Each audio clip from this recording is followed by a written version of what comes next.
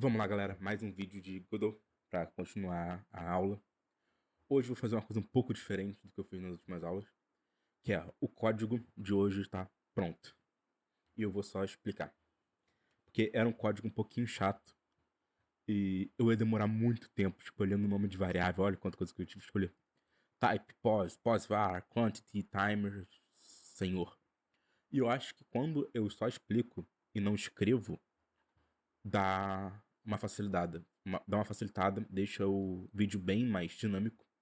Porque, querendo ou não, escrever código é a parte mais demorada, porque tem muita coisa que a gente tem que pensar na hora, pensar nome, pensar coisa, e além do tempo de fazer o código. Da última vez, o último vídeo que a gente fez, o jogo estava gerando moedas pelo process. Eu posso alterar isso aqui. Não, peraí, eu vou deixar isso aqui. Eu vou dar um generate coin, eu vou comentar isso aqui. Esse init level é como começa todo código novo. Então passou. Deu play. Pronto, vamos dar play. Com essas duas mudanças eu já consigo rodar como estava rodando antes. Boa parte do que a gente aprendeu aqui vai ser reutilizado. Tem algumas diferenças. O primeiro que eu posso dar é: a gente não vai estar mais usando o process para gerar as moedas. A gente vai estar fazendo de uma forma diferente, usando timers para poder contar o tempo que está passando para gerar cada moeda. Nem sempre o process é a melhor forma de fazer isso. E uma coisa, eu até aproveitei com o timer antigo, e eu vou explicar isso logo de cara antes de falar todo o resto. Se eu pegar esse código aqui e iniciar no ready, que é o init level, initialization level, é assim que vai começar o jogo, vai dar problema por causa disso aqui. Por causa desse add child. Se eu der play, vocês vão ver o erro que vai aparecer.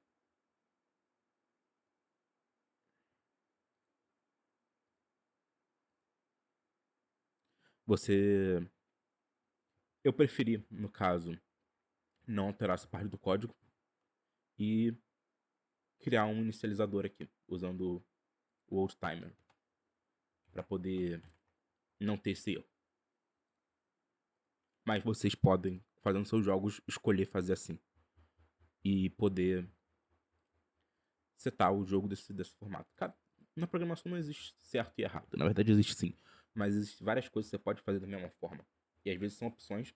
E às vezes a opção pior é mais legível, então às vezes é melhor. Então, tipo assim, é bem complicado. E a gente não vai entrar no ponto aqui. A gente tá querendo começar a fazer jogos. Não estão ensinando como fazer um banco em C, em COBOL. Então algumas coisas sobre programação melhor deixar para depois, para vídeos mais complexos. Então, eu vou vir aqui, eu vou comentar isso de novo, e vou comentar isso de novo. Na verdade, eu vou comentar isso aqui. Vamos dar play. E agora vocês conseguem ver a nova forma. Uma forma muito mais organizada de gerar moedas. Vamos lá. O que eu mudei? Primeiro, o Generate Coin. Esse é o Generate Coin original. E esse é o novo Generate Coin. O que muda? Primeiro, não é mais necessário existir um Coin Ready, porque eu não estou gerando a cada frame. Eu estou gerando em tempos específicos. Então isso aqui morre. Não vai ser necessário mais saber se é para gerar uma moeda ou não. Outra coisa que morre é o timer, porque o timer vai ser contado em outro lugar.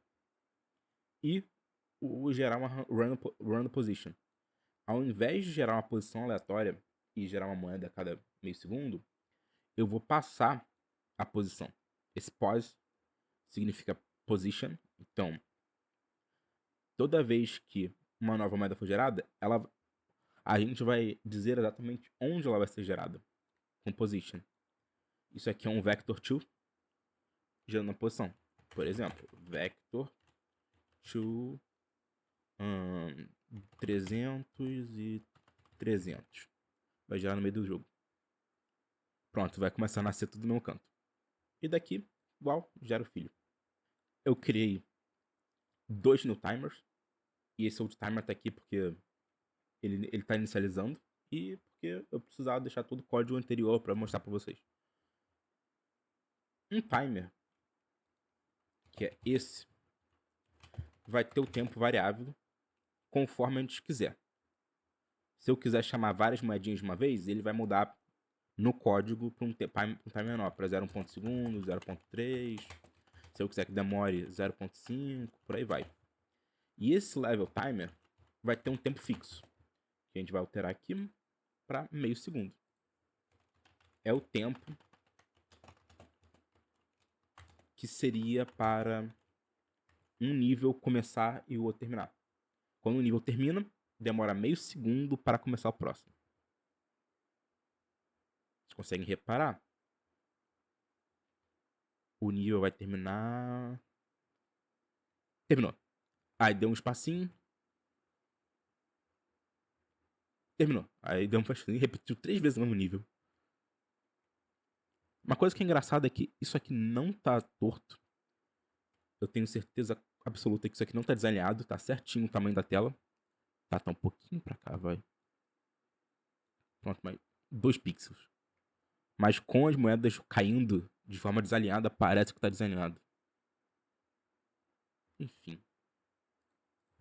Vamos voltar pra aqui. Eu poderia fazer tudo em um timer só e alterar ele quando eu for chamar um nível novo, mas eu prefiro fazer assim, mais organizado, ter 2 timers, um para cada função, e não dividir o mesmo timer para funções diferentes. Eu prefiro fazer desse jeito do que fazer tudo em um só. Eu acho que quando você junta muita coisa em uma coisa só na programação, isso acaba ficando confuso e difícil de ler depois. Quando eu vejo 2 timers, um level timer, fica bem óbvio do que quer dizer. E esse new timer aqui só tá escrito new timer por causa do old timer. Ele poderia ser só timer, caso você queira deletar tudo.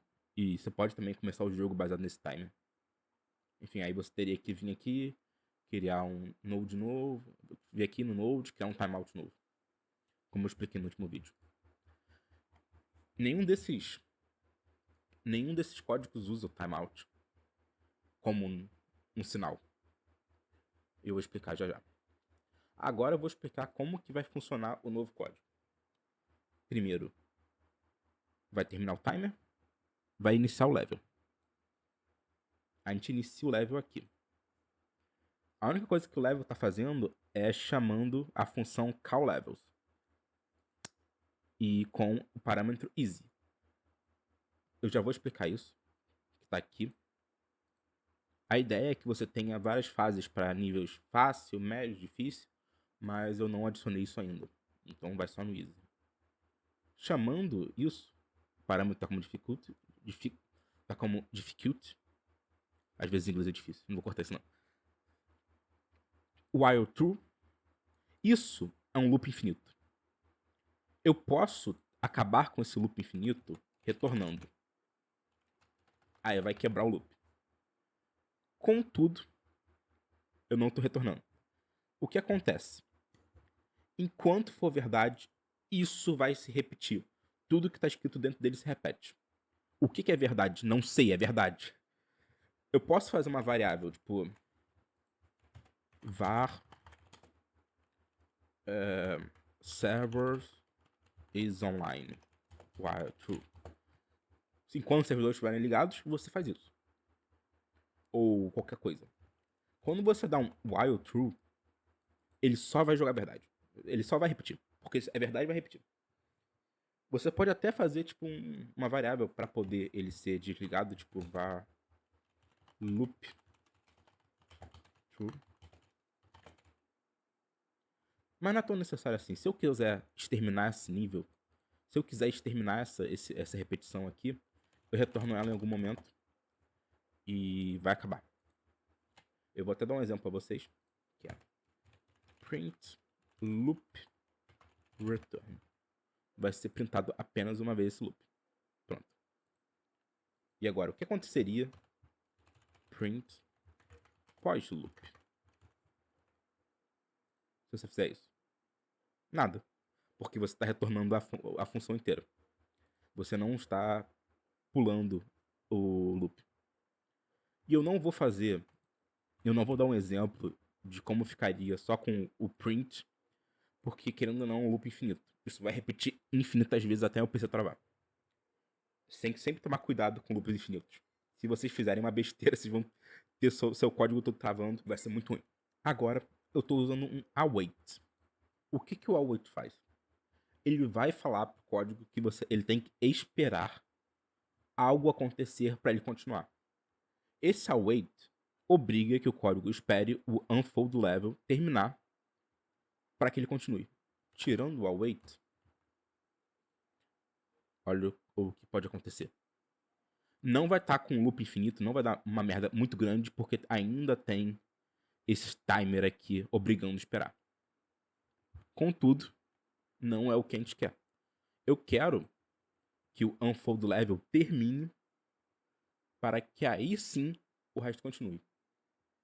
E como no próprio unfold level tem um await, eu preciso colocar um await aqui, porque se não tivesse, a função já esperaria, o código já esperaria a função terminar para poder me retornar algo e continuar o código, continuar o loop.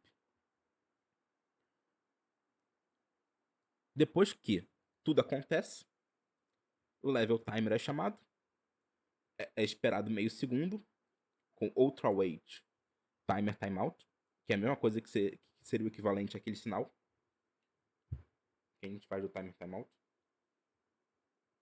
Acabando, repete, próximo nível.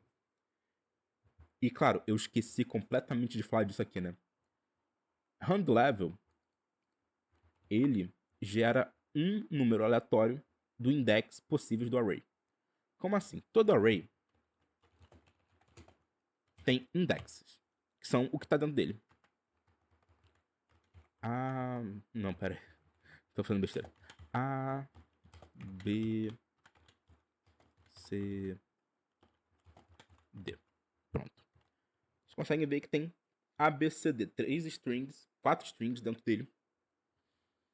Com index 0, 1, 2 e 3. Como em várias linguagens de programação, no Godot não é diferente. Arrays começam no 0. Não vamos aprofundar muito como manipular arrays aqui, porque não é a ideia do vídeo. Isso vai ser abordado no futuro. Mas se eu chamar array 3, vai me retornar D, porque é o último index. E por aí vai. Esse código, o handy, ele vai retornar um número aleatório de 32 bits. Então seria... Aqui, é um número gigante, 2 elevado a 32. Ele gera qualquer número desse. E se você dividir ele por qualquer número e pegar o reminder, esse símbolo aqui significa que você quer o reminder de alguma coisa. Por exemplo, 10 dividido por 2 dá 5. Qual o reminder de 10 dividido por 2? 0. É isso. Então, 108 dividido por 4, 27. O que é o reminder? Eu fiz ensino fundamental há muito tempo. Eu não lembro o nome em português. E eu programo tempo suficiente para só falar reminder. Eu não lembro o nome em português, gente, pelo amor de Deus. É a sobra da conta. É o número que fica aqui embaixo. Principalmente contas que não são... Números que não são inteiros geram um reminder. Então, por exemplo, 108 dividido por 4. O reminder é... Esse símbolo sempre dá o reminder, 0. 21 dividido por 4, o reminder 1. E por aí vai. O importante é, o randif dividido por algum número sempre vai gerar um número aleatório entre 0 e um número a menos que o número que você pedir. Para retornar 1 ou o número que você pedir, você coloca mais umzinho bonitinho. Ou se você nem quiser botar 0 mais até o número, você coloca tipo 101, no caso aqui de 100. Mas caso você não queira 0, você tem que dar um mais 1 mesmo. Porque se tirar 0, você dá mais 1 e pronto. Esse código vai gerar um número aleatório do index possíveis desse array. E ele vai chamar a fase levels, difficult easy, o index aleatório, que pode ser, no caso, dos que eu criei, 0, 1 ou 2. Aí, vem pro unfold level. O que acontece nesse unfold level? Ele tá passando o level como parâmetro. Eu vou fazer um loop, um for loop, que é para cada, como eu expliquei aqui, é um objeto que tem a chave e um array. Dentro desse array vai ter outro array, esse segundo array. Daqui vai loopar cada ponto que tiver aqui. Uma fase será consistida em vários pequenos arrays desses. E é assim que funciona. Para cada for. E é assim que vai funcionar. Para cada index que eu tiver naquele array, vai ser um level possível. Vai ser um pedaço do level possível do level. Agora, eu vou ter que pausar um pouco minha explicação do código e explicar essa monstruosidade variável. Eu vou vir aqui pro VS Code, porque aqui vai ser muito mais fácil vocês verem.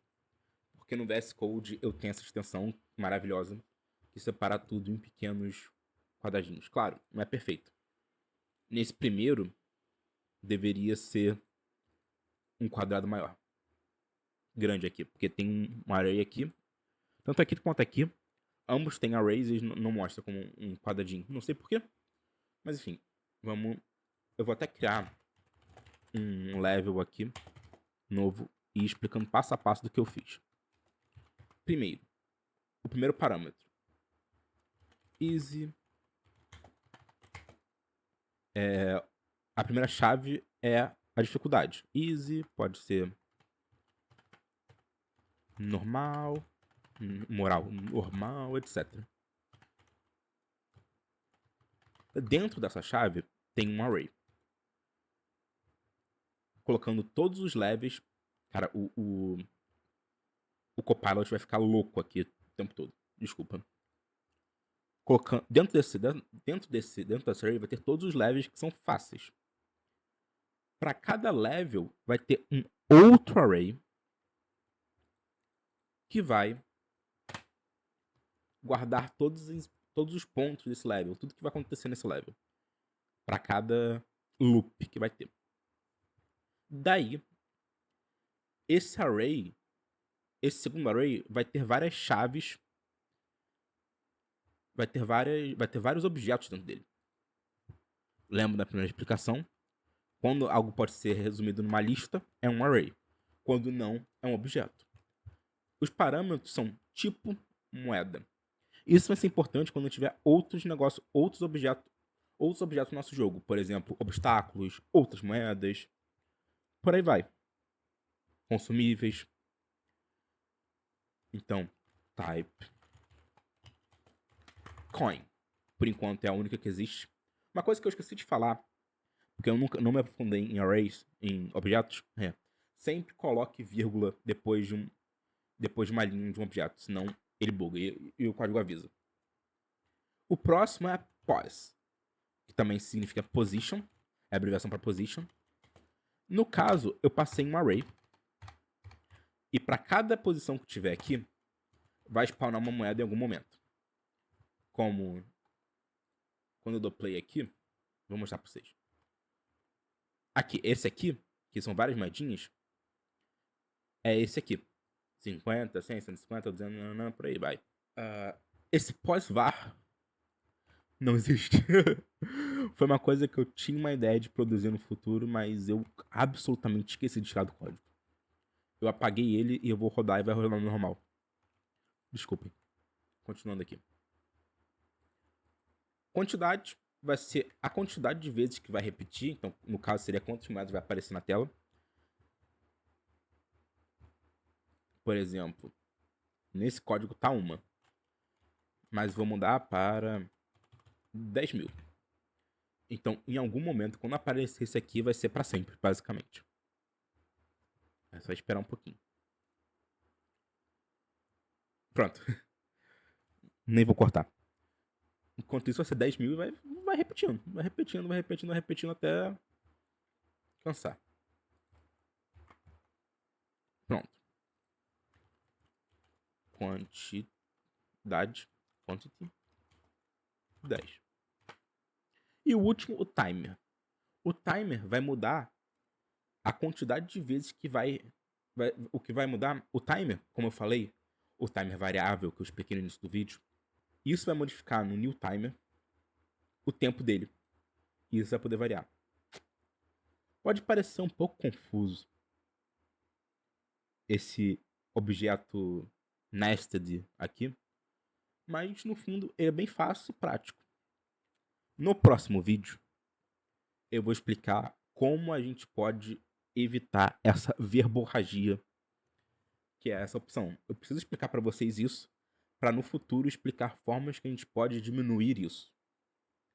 Porque, querendo ou não, isso é muito pouco prático para o futuro. Como tiver, sei lá, 50 fases, vai ter essa quantidade toda de texto. Não fica prático. Mas voltando aqui pro Unfold, com tudo explicado, eu vou contar o que está acontecendo aqui dentro. Primeiro tem esse for loop. Para cada ponto em level vai repetir, para cada objeto. Esses for aqui pode ser qualquer coisa. A gente dá uma nomenclatura, for points ou for I, mas não é necessariamente isso. É só o index do array. Para cada index no array levels, que no caso está passando algum array aleatório daqueles, vai repetir. Aqui é um pouco diferente. Só que, em vez de ser um array, é um integer, é um número. Então, em vez de ser um array, é um número. Então, vai loopar a quantidade de vezes que for necessária, qual vai ser a quantidade que tiver, se for 1 vai ser 1, se for 5 vai ser 5, por aí vai. Em seguida, vai ter um terceiro loop, que vai ser o spawn de moedas. Para cada elemento em points pos, lembra,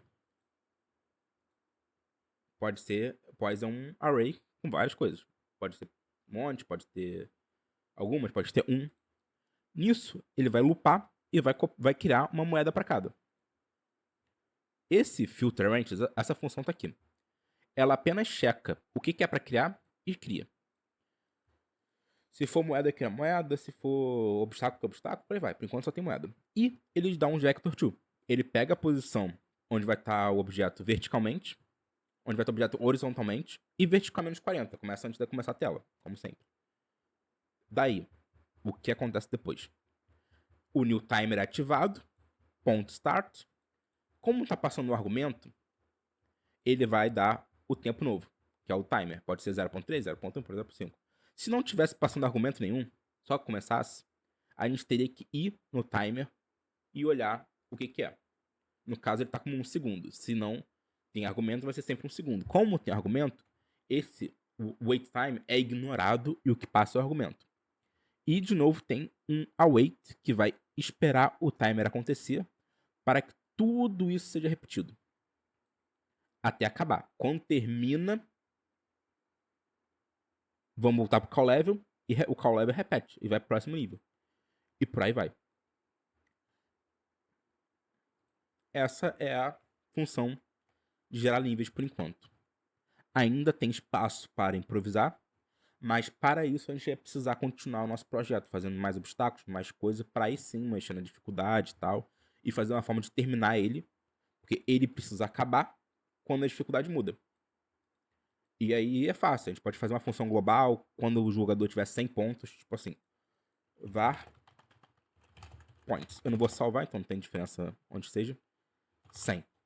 A gente cria uma função aqui, if points equal 100, return. Não, tem que ter dois iguais. Então, no caso, como é 100, retorna, a gente volta para aqui. A gente pode fazer outra coisa para poder chamar easy para normal e tal, mas isso é uma coisa para o futuro. O básico está aqui. Pode parecer um pouco confuso para agora, e realmente é. Não é muito fácil quando a gente começa a envolver variáveis que são objetos com arrays e nested variables, variáveis que são muito complexas, acaba criando uma certa confusão. Contudo, é importante passar por isso algumas vezes, sabe? No início, a primeira vez que eu vi uma dessa, eu travei. E assim, é normal travar. Só que a próxima vez que você assistir isso ou assistir alguém falando, ou tentar aplicar isso pra você e ter que conviver com elas de novo, vai ser um pouquinho mais fácil, um pouquinho mais fácil, um pouquinho mais fácil. E você vai pegando o jeito com isso. Então é isso, galera. Obrigado por assistir esse vídeo. No próximo vídeo, a gente vai atacar isso aqui e fazer planos de como deixar isso menos verborrágico, menos 1 milhão de coisas super difíceis de entender. Não dá nem pra saber direito o que é cada coisa, se eles estão juntos, são separados. Eu sei, isso é confuso. E tem forma de fazer a mesma coisa de uma forma muito mais fácil. Valeu, galera. Falou e um abraço.